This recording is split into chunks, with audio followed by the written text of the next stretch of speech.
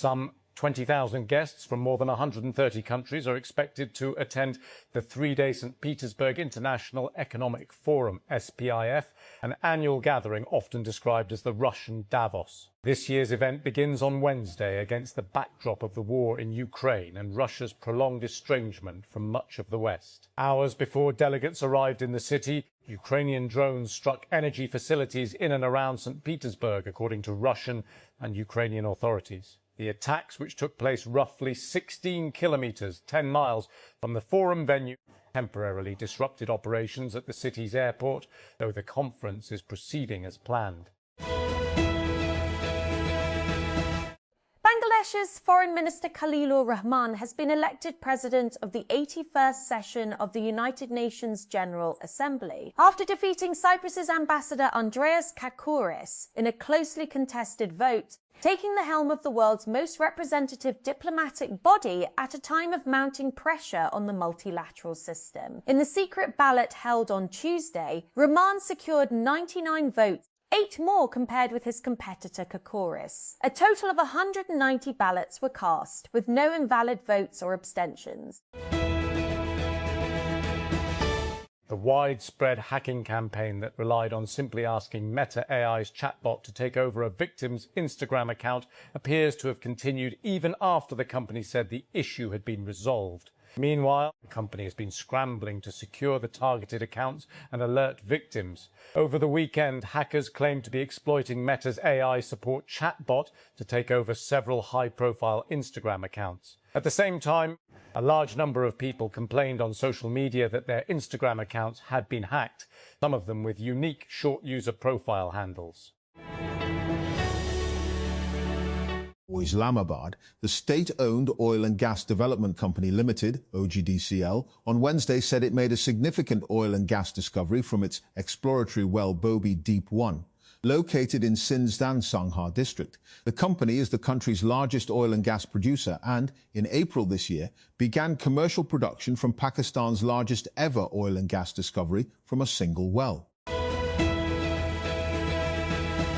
The Pakistan Meteorological Department, PMD, on Wednesday forecast below normal rainfall and above normal temperatures across most parts of the country during the months of June to August. The PMD said in its outlook that the Indian Ocean dipole IDE is currently in a neutral phase and is expected to shift to a positive phase by July 2026, while the El Nino Southern Oscillation ENSO has moved into a positive phase El Nino and is expected to strengthen further during the season. A court in Nigeria has sentenced 4 men to death for attacking a church in the southwestern Ondo state in 2022 in a case which sent shockwaves across the nation. 41 worshippers were killed and more than 100 others injured when they opened fire at the St. Francis Catholic Church in the town of Owo during a Pentecost service. The California governor's race remains up in the air a day after the primary vote, with British-American former TV host Steve Hilton and on-time Biden cabinet secretary Xavier Becerra at the top of a crowded field. The contest could take several days to decide due to the volume of postal ballots cast on Tuesday to pick the top 2 candidates for November's general election. The death of a white student who was handcuffed by police after he had been stabbed is provoking a national outcry in Britain, with officers under fire for their conduct and far-right leaders accused of using the teen's murder to stoke racist violence for political gain. Earlier, on Tuesday evening, that outcry spilled into clashes when hundreds of demonstrators gathered outside a police station in the southern English coastal city of Southampton, where they were stirred up by far-right activists and clashed with riot police, throwing bricks and other projectiles, injuring 11 officers. Agents with the Federal Bureau of Investigation's FBI in the United States have fatally shot a man allegedly holding hostages inside of a building in California. The shooting ended a 12-hour standoff at an office in Bakersfield that houses a bank branch and school district office. Fast-growing Ebola outbreak in the Democratic Republic of the Congo has crossed borders, raising alarms far beyond Central Africa. This time, the virus is a strain with no approved vaccine or treatment. As cases rise and governments scramble to respond, can the outbreak be contained before it spreads further? In this episode, Turkish Foreign Minister Hakan Fidan and Indonesian President Prabowo Subianto have held an extremely productive meeting in Jakarta as the two countries aim to reach a bilateral trade volume target of $10 BN. According to Turkey's top diplomat, the two sides discussed expanding cooperation across a range of sectors, including defence, energy, transportation and the halal food industry, Fidan said on X on Wednesday. British Home Secretary Shabana Mahmood has condemned as completely unacceptable violent, racially charged demonstrations over the case of an 18-year-old student who was handcuffed by police as he lay dying, falsely claimed to be a victim of a racist attack. The riots on Tuesday were spurred by claims that the United Kingdom has two-tier justice that disadvantages white people. By visors, football's biggest tournament returns as the FIFA World Cup 2026 unfolds across three countries. The United States, Mexico and Canada will host matches from June 11 to July 19, with an expanded pool of 48 teams fighting to be crowned world champions. Suno, the AI music generation company, announced on Wednesday that it has raised a $400 million Series D round, valuing the company at $5.4 billion. It was only about 7 months ago that Suno raised at a $2.45 billion valuation, underscoring that investors are confident in the company's future despite the litigation it faces. That legal trouble isn't minor. As Suno itself has admitted, the company trains its AI on copyrighted songs. The company argues that this is permissible according to fair use, a legal doctrine that allows limited use of copyrighted material without permission, but one that is highly fact-specific and can vary widely from case to case. Copyright holders like Universal Music Group, UMG, Sony, and German music collection organisation GEMA have continued to pursue legal action against Suno, though Warner Music Group, WMG, settled and reached a licensing deal with the company last November. What may be one of the more questionable uses of AI to date, Amazon announced on Wednesday that it will display AI-generated images of products within its shopping app based on users' search queries. That's right, a retailer where people shop for real-world products thinks that displaying fake photos will help consumers better find what they're looking for. Enough already. PPP Chairman Bilawal Bhutto Zardari on Wednesday vowed to address resettlement concerns of those affected by the construction of the Diama Basha Dam on an immediate basis. If his party emerges victorious in the June 7 polls, Bilawal made the declaration while addressing a rally in Diama, as the PPP and other political parties have, over the past few days, ramped up efforts to garner support ahead of the polls. British multinational Shell continued operating a major oil pipeline in Nigeria for years, even though it knew it was causing widespread pollution. Despite a warning from its own staff and its own technical standards, internal documents obtained by the BBC show, the files, including emails and presentations, reveal that a senior Shell executive cautioned as early as 2008 about the risks of continuing to pump millions of barrels of unrefined fuel through one of the company's main pipelines in Africa's biggest oil producer, while it was subject to massive and destructive uncontrolled theft and infrastructure failures. Candidate hoping to run for governor in the US state of Iowa has lost a closely watched primary contest. Despite getting the backing of Donald Trump Randy Feenstra, who was seen by many as a frontrunner, conceded the race on Tuesday, having received a last-minute presidential endorsement ahead of the vote.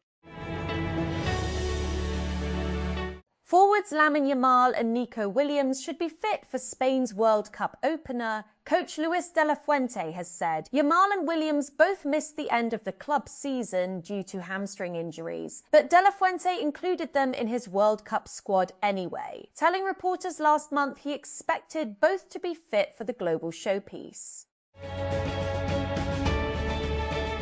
United States President Donald Trump has appointed businessman and federal housing regulator Bill Pulte as acting director of National Intelligence, DNI. Trump made Tuesday's surprise announcement on social media that Pulte would replace Tulsi Gabbard, the former Hawaii congresswoman who has served as the director of national intelligence until recently. Aryna Sabalenka's bid for a first French Open title has been left in tatters after she fell apart in a bizarre defeat by Russian 25th seed Diana Schneider in the quarterfinals. The world number one led by a set and a double break before exiting the tournament on Wednesday in a blaze of unforced errors, collapsing to a 3-6, 7-5, 6-0 loss in blustery conditions on court Philippe Chatrier. A helicopter crash in northwestern England has killed 3 British naval crew, according to the UK Ministry of Defence. The crash occurred about 4:01 a.m., 3 GMT on Wednesday during a helicopter training exercise near the village of Sowerton in the county of Devon, a Royal Navy spokesperson said. The UK has just imposed legal guardrails on Google's AI search onslaught. On Wednesday, Google announced compliance with the UK's regulatory requirements, which state that the tech giant must offer publishers a way to opt of aggregated into AI search. To opt out, publishers will be able to use a new toggle in Google's Search Console, a free service that allows website owners to manage their web presence in Google's search results. Developer platform GitLab has laid off about 14% of its workforce, about 350 employees, as part of a broader restructuring effort it detailed last month. The company said in May that it was going to reduce its workforce as it exited 22 countries, flattened management layers, and invested in infrastructure to scale its platform and serve increased traffic from research and develop layers, with a sharper focus on research and development. Customer support and service are among the hottest sectors in voice AI right now. Building a product that sounds human and responds without noticeable delay turns out to be much harder in some markets than others. And most of the major players weren't built with Africa and the Middle East in mind. Athex AI, a startup founded last year to close that gap, has raised $3 million in pre-seed funding led by 4DX Ventures, with participation from Enza Capital, Dorm Room Fund, Mojo Ventures, and Stanford GSB 26 Fund. Individual investors include Stanford faculty, telecom executives, and AI researchers from Anthropic. Alphabet plans to raise $80 billion through equity offerings as it increases spending on AI infrastructure and global compute capacity. The company plans to use the funding for general corporate purposes, including capital expenditures to scale AI infrastructure and compute. Part of the proceeds from the market offering will also support an employee equity change related to tax obligations from employee equity awards.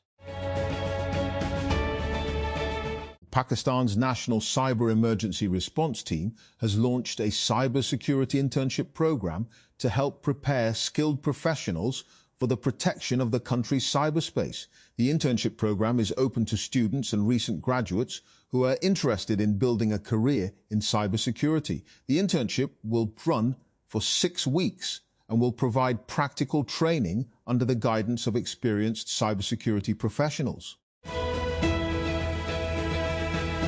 A fake UAE work visa scam has been exposed at Jinnah International Airport in Karachi, where a passenger was offloaded while attempting to travel to Dubai on forged documents. The action was taken by FEA Immigration Karachi during checks at the airport, leading to the passenger's detention for further investigation. Google has announced fake call detection for the phone by Google app, adding a new protection against impersonation scams that use spoofed phone numbers and AI-generated voice deepfakes. The feature is designed to warn users when a call appears to come from a known contact, but does not include the required verification signal from that contact's actual phone.